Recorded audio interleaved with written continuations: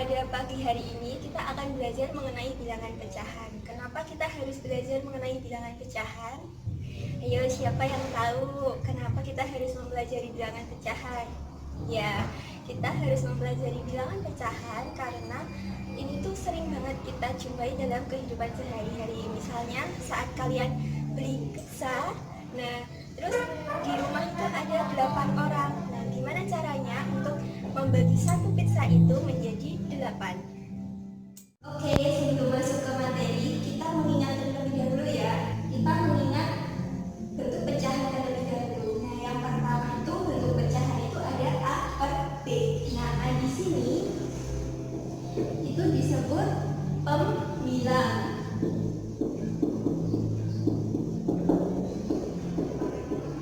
Kemudian D di sini disebut dengan penyebut.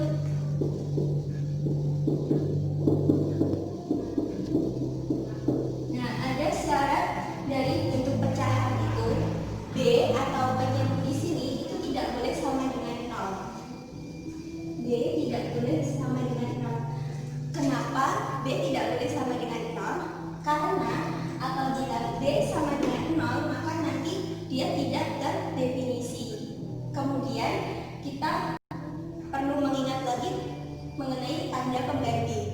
Nah, yang pertama ada tanda seperti ini yang berarti lebih dari, kemudian ada tanda seperti ini yang berarti kurang dari, kemudian ada tanda seperti ini yang berarti sama dengan, kemudian ada tanda seperti ini yang berarti lebih dari atau sama dengan, dan yang terakhir ada tanda seperti ini yang berarti kurang dari atau sama dengan.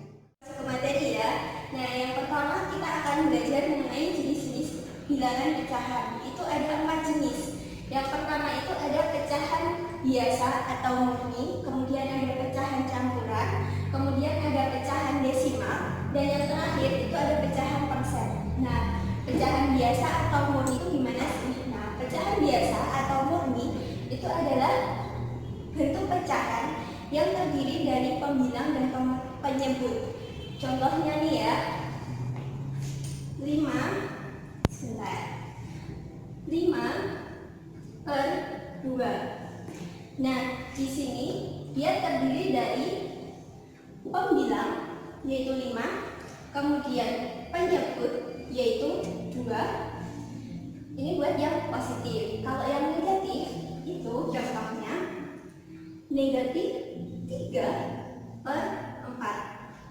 Nah, pembilangnya itu negatif 3, penyebutnya 4. Gitu. Kemudian ada pecahan campuran. Nah, pecahan campuran ini terdiri dari bilangan bulat dan juga bentuk pecahan biasa seperti ini. Contohnya 3, 2 per 5. Nah, di sini adalah bilangan bulat biasa, kemudian di sini pembilang, kemudian di sini penyebut. Nah, bentuk seperti ini bisa kita ubah menjadi bentuk pecahan biasa. Caranya bagaimana? Yang pertama, pembilangnya ini berarti kita dapat dari 3 dikali dengan 5, 3 dikali dengan 5 ditambah dengan 2 di sini, 2, dan penyebutnya tetap 5. Jadi 3 kali 5 15 ditambah dengan 2 17, dan penyebutnya sama 5. Jadi bentuk 3, 2 per 5 bisa kita ubah menjadi 17 per 5. Seperti itu ya. Kemudian ada bentuk pecahan desimal. Nah, bentuk pecahan desimal di sini adalah penyebutnya itu puluhan. Misalnya 10, 100, 1000 gitu. Contohnya 2 per 10. Nah, ini bisa kita ubah menjadi 0,2. Kemudian jika penyebutnya itu 100, maka kita bisa ubah misalnya 35 per 100. Nah, ini bisa kita ubah menjadi 0,35. Kalau 1000 berarti bisa kita ubah misalnya 175 per 1000. Maka bisa kita ubah menjadi 0,175. Kemudian yang terakhir itu adalah bentuk pecahan persen. Nah, ini berarti dia per 100, sama kayak seperti ini, tapi penulisannya itu menggunakan tanda persen seperti ini. Gunakan tanda persen seperti ini. Misalnya ini ya, 35 per 100. Maka bisa kita tuliskan menjadi 35%. Kemudian misalnya kalau ada 5 per 100, maka bisa kita tuliskan menjadi 5%. Oke, kita lanjut ke materi selanjutnya. Nah, ini sekarang mengurutkan bilangan pecahan. Nah, di sini untuk mengurutkan bilangan pecahan itu kita harus menyamakan penyebutnya terlebih dahulu agar lebih mudah. Nah, langsung ke contoh ya. Misalnya nih di sini ada urutan bilangan berikut dari yang terkecil, 2/3, kemudian 5/6, lalu ada 4/5 dan 3/4. Nah, caranya kita cari dulu 3, 6, 5 sama 4 ini KPK-nya agar penyebutnya itu nanti sama. Oke, kita cari KPK dari 3 terlebih dahulu ya. Nah, 3 itu hanya bisa dibagi dengan 3, yaitu 1. Nah, karena dalam pohon faktor itu minimal yang bisa ditulis itu 2, maka ini tidak perlu ditulis seperti ini. Ini tidak perlu. Jadi cukup ini aja 3. Kemudian kita cari KPK dari 6. Nah, 6 itu bisa dibagi dengan 2. Hasilnya berapa? 3 ya. Kemudian kita cari KPK dari 5. Nah, 5 itu kan hanya bisa dibagi dengan 5, maka kita tulis saja 5. Kemudian yang terakhir itu 4. Nah, 4 itu bisa dibagi dengan 2. Hasilnya 2. Kemudian di sini kita tuliskan ya, nah 3 tadi itu sama aja 3. Kemudian 6 itu 2 kali 3.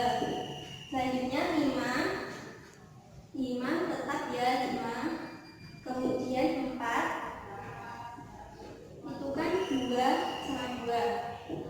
2 kali 2, atau bisa kita tulis 2 pangkat 2 karena ada 2, ya kan? Kemudian kita cari KPK dari ini 3, 6, 5 sama 4. KPK-nya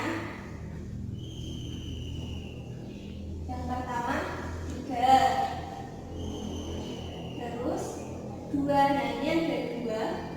Di sini ada 2 pangkat 2. Kita pilih yang terbesar, 2 pangkat 2. 2 pangkat 2. Kemudian 5. Ya habis ya, udah ada 3, 2 pangkat 2 sama 5. Nah, ini kita kalikan, hasilnya 60. Jadi penyebut dari 3, 6, 5, 4 ini kita ubah menjadi 60. Nah, di sini 2/3 ini kita ubah menjadi per 60. 60 berarti dikali dengan 20. Ini berarti 2 kali 20, 40. Kemudian 5/6 dijadikan per 60, berarti ini dikali 10.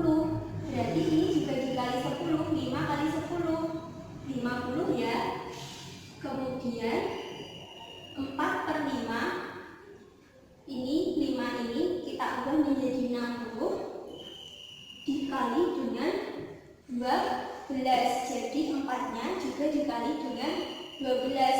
Hasilnya 48. Kemudian 3/4. Nah ini dijadikan per 60 juga. Berarti dikalikan dengan 15. 3 kali 15 45. Nah kemudian karena kita suruh mengurutkan dari yang terkecil, maka kita lihat di sini pembilangnya yang paling kecil yang mana? 44, 60 dulu ya. 40 per 60, kemudian 45 per 60, lalu 48 per 60, kemudian 50 per 60. Atau kita bisa juga menuliskan, kita kembalikan ke sini. 40 per 60 tadi kan milik ini, jadi kita tulis 2 per 3, kemudian 45 per 60 itu dari 3/4, 3 per 4, kemudian 48 per 60 tadi kita dapat dari 4/5, kemudian yang 50 per 60 itu dari 5/6. Jadi urutan bilangan ini dari yang terkecil itu 2 per 3, 3/4, 4/5, lalu yang terakhir 5/6. Ke materi selanjutnya dan juga ini yang terakhir. Oke, yaitu membandingkan bilangan pecahan. Nah, caranya itu sama, kita cari KPK dari penyebutnya biar lebih mudah. Nah, contohnya itu 3/7 dan 5/14. Kita bandingkan antara dua ini. Nah, kita cari KPK dari 7. Itu 7 cuma bisa dibagi oleh 7. Jadi kita langsung aja tuh. 7 itu sama dengan 7. Kemudian 14. Nah, 14 itu hanya bisa dibagi 2. Hasilnya berapa? 7 ya. 7. Ya, jadi 14 sama dengan 7 kali 2, atau boleh 2 kali 7 gitu ya, sama aja. Nah, jadi KPK dari 7 dan 14 itu ya, KPK-nya itu ya 7 kali 2, atau boleh juga 2 kali 7. Hasilnya berapa? 14 ya. 14. Nah, jadi di sini kan ini masih per 7. Nah, kita ubah jadi 14 penyebutnya. Jadi kita kalikan 2. Nah, yang atas 3 ini kita kalikan 2. 3 kali 2 hasilnya 6. Nah, ini karena udah per 14, nggak usah diubah ya, sama per 14. Nah, kemudian kita lihat nih pembilangnya, 6 sama 5. 6 sama 5 besaran mana? Besaran 6 ya. Jadi 6/14 itu lebih besar dari 5/14. Ini contoh membandingkan bilangan pecahan yang kedua. Nah, ini sekarang ada negatifnya. Nah, ini negatif 3/8 dan juga negatif 5/4. Caranya sama, kita cari KPK-nya dari 8 dan juga 4. Nah, kita cari KPK dari 8 terlebih dahulu. Sebentar. 8 terlebih dahulu. Ini bisa kita bagi 2, hasilnya 4. 4 masih bisa kita bagi dengan 2, hasilnya 2. Kemudian KPK dari 4. 4 bisa kita bagi menjadi 2,